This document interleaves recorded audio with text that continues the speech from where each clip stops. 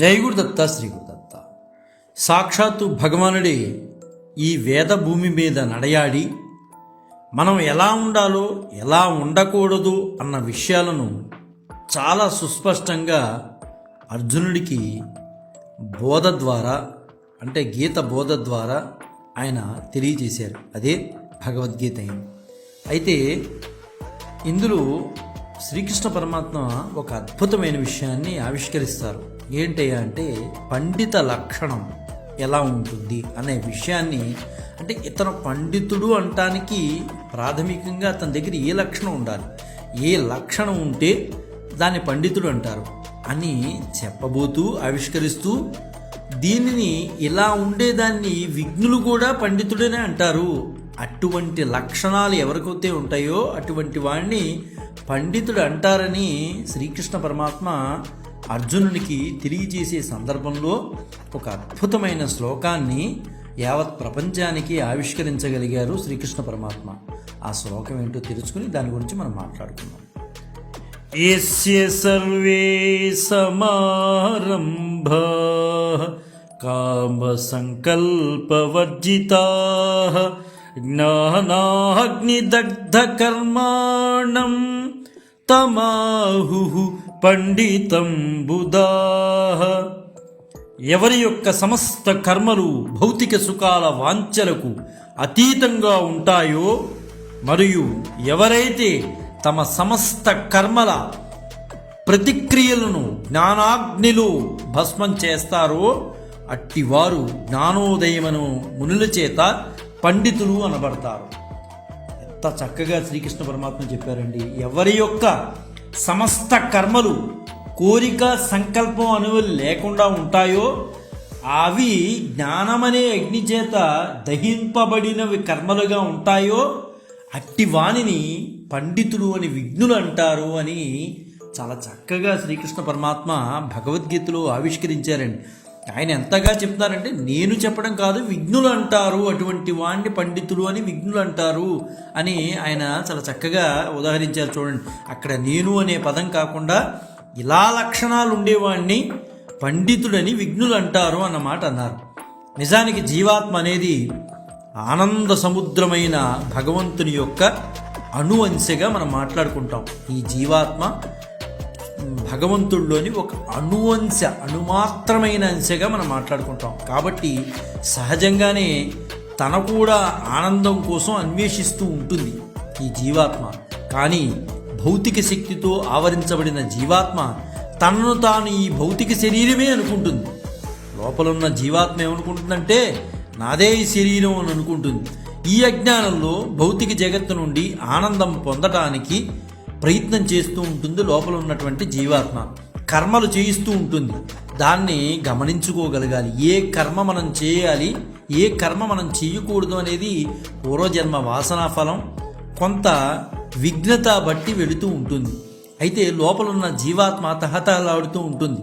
భౌతిక జగత్తు నుండి ఆనందాన్ని పొందడానికి ఎంత ఆనందపడిపోతూ ఉంటుందో, చెయ్యరాని కర్మలు కూడా మన చేత చేయించడానికి ప్రయత్నం చేస్తూ ఉంటుంది. అప్పుడే మనోనింద్రియ నిగ్రహం అనేది ఉండాలి. ఈ వ్యవహారాలు మనోయింద్రియ సుఖాల కోసం చేసేవే కాబట్టి జీవాత్మను కర్మబంధంలో పెనవేస్తాయి. మనోయింద్రియ సుఖాల కోసమే లోపల ఉన్నటువంటి జీవాత్మ పడుతూ ఉంటుందన్నమాట, తపన పడుతూ ఉంటుంది. కానీ జీవాత్మ దివ్య ఆధ్యాత్మిక జ్ఞానంలో స్థితమై ఉన్నప్పుడు తను కోరుకునే ఆనందం ఇంద్రియ వస్తు విషయాల ద్వారా లభించదని, ప్రేమపూర్వక భగవత్ సేవ ద్వారా దొరుకుతుందని తెలుసుకుంటుంది. అందుకనే మనస్సుని ఎందుకు ఆధ్యాత్మిక జ్ఞానంలో ఉంచాలి అంటే, అదే జీవాత్మ దివ్య ఆధ్యాత్మిక జ్ఞానంలో స్థితం అవ్వాలి. అలా స్థితమైతేనే ఖచ్చితంగా ఇంద్రియ నిగ్రహం అనేది రాగలుగుతుంది. ఇంద్రియ నిగ్రహం కోల్పోతే సుఖాల కోసం ఇంద్రియాలు పరుగులెడతాయి. అప్పుడు పరిస్థితులన్నీ మార్పుగా ఉంటాయి. ఇంత చక్కటి భారతీయ సంస్కృతి అనేది మనకు కనిపించదు. కాబట్టి ఇక్కడ భగవానుడు చెప్తున్నారు, ఇంద్రియ వస్తు విషయాల ద్వారా లభించదని తెలుసుకోగలుగుతుంది జీవాత్మ. అందువలన ఆధ్యాత్మిక జ్ఞానం అనేది తప్పనిసరిగా జీవాత్మకి లోపల ఉన్నటువంటి దానికి కలగాలి. ప్రేమపూర్వక భగవత్ సేవ ద్వారా దొరుకుతుందని తెలుసుకుంటుంది. అప్పుడు తన ప్రతి కార్యమును భగవత్ ప్రీతి కోసమే చేస్తుంది. నీవు ఏం చేసినా, నువ్వు ఏమి తిన్నా, నువ్వు ఏ యజ్ఞం చేసినా, ఎవరికి ఏమి సమర్పించినా, ఏది బహుమతిగా ప్రసాదించినా, ఏ వ్రతాలు చేసినా, ఏమి చేసినా వాటన్నిటికీ కూడా నేను భగవంతుడికే అర్పిస్తున్నాను అని అనుకోవాలి. అలా కాకుండా నా గొప్పతనం, నేను కాబట్టే చేయగలిగాను, నేను కాబట్టే మాట్లాడగలిగాను, నేను కాబట్టే రాయగలిగాను, నాకు కాబట్టి ఎన్ని డిగ్రీలు ఉన్నాయి, ఇవన్నీ కూడా హాస్యాస్పదమైన మాటలు. కాబట్టి ఇక్కడ భగవంతుడు ఏం చెప్తున్నాడంటే, ఏది వచ్చినా నాకు అర్పించాల్సిందే. అలా అనుకున్న వాడి భవిష్యత్తు బాగుంటుంది. వాటిన్నిటి నాకు అర్పించండి. ఈ విధమైన జ్ఞానోదయమైన జీవాత్మ ఖచ్చితంగా భౌతిక సుఖాల కోసం వెంపర్లాడదు. భౌతిక సుఖాల కోసం స్వార్థంతో కూడిన పనులను ఖచ్చితంగా త్యజిస్తుంది, వెళ్ళదు. ఇలా గనక ఆలోచిస్తే, సర్వము భగవత్ప్రీత్యర్థమే చేస్తున్నాను అనే మనస్సు అలవడితే పైకి చెప్పడం వేరు, ఆచరించడం వేరు. అలా ఆచరించగలిగితే స్మరణ వేరు, ఆచరణ వేరు. స్మరణ ఉన్నంత మాత్రాన ఆచరణ లేకపోతే అది ప్రతిఫలం ఇవ్వదు. స్మరణ, ఆచరణ ఈ రెండు గనక మిస్ అయితే, పోయినట్లయితే అది మనసంతా రణంలాగానే ఉంటుంది. స్మరణ, ఆచరణ ఇవి లేకపోతే మనసంతా రణంలాగానే తయారవుతుంది. అన్ని కర్మలను భగవంతుడికే అంకితం చేయాలి. అలా చేసిన రోజునే నీ మనస్సు చాలా ప్రశాంతంగా ఉంటుంది. ఏ పనులు చేసినా ఆ పనులన్నీ కూడా భగవంతుడి ప్రీత్యర్థమే నేను చేస్తున్నాను అని అనుకోవాలి. నా గొప్పతనాల కోసం నేను చేస్తున్నాను అనుకున్నప్పుడు వాడు ఎప్పటికీ అలాగే ఉంటాడు. భౌతిక సుఖాల కోసం వెంపర్లాడుతూనే ఉంటాడు. కాబట్టి మనం ఖచ్చితంగా లోపల ఉన్నటువంటి జీవాత్మకి ఆధ్యాత్మిక జ్ఞానం అనేది బోధపడే విధంగా మనం ప్రయత్నం చేయాలి. అలా ప్రయత్నం చేసినప్పుడు ఎవని యొక్క సమస్త కర్మలు, కోరిక, సంకల్పం అనేవి లేకుండా ఉంటాయో, జ్ఞానమును అగ్ని చేత దహించబడతాయో ఆ కర్మలన్నీ కూడా పోతాయి. కాబట్టి అప్పుడు అతడు పండితుడు అనబడతాడని సాక్షాత్తు పరమాత్మే ఈ భూమి మీద నడయాడుతూ చెప్పారు. కాబట్టి అన్ని కర్మలను భగవంతుడికి అంకితం చేస్తూ ఈ పనులు ఎలాంటి కర్మబంధనాలు కలగచేయు. ఆ కర్మలు ఆధ్యాత్మిక జ్ఞానంలో కాలిపి భస్మమైపోతాయి. కాబట్టి మనం ఆధ్యాత్మిక జ్ఞానాన్ని సంపాదించుకుంటే ఏ కర్మైనా సరే అందులో ఖచ్చితంగా దహించబడాల్సిందే.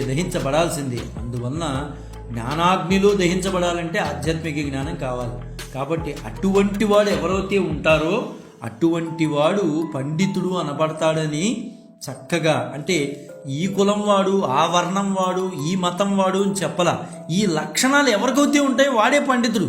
పండితుడు అంటే ఇలా ఉండాలి, అలా ఉండాలని స్వామి చెప్పట్లా. ఇక్కడ ఈ లక్షణాలు ఎవరికైతే ఉంటాయో, అంటే ఎవని యొక్క సమస్త కర్మలు, కోరిక, సంకల్పం అనేవి లేకుండా ఉంటారో, జ్ఞానమును అగ్ని చేత దహింపబడిన కర్మలు కలిగిన ఉంటారో అటువంటి వాడే పండితుడు అంటున్నారు.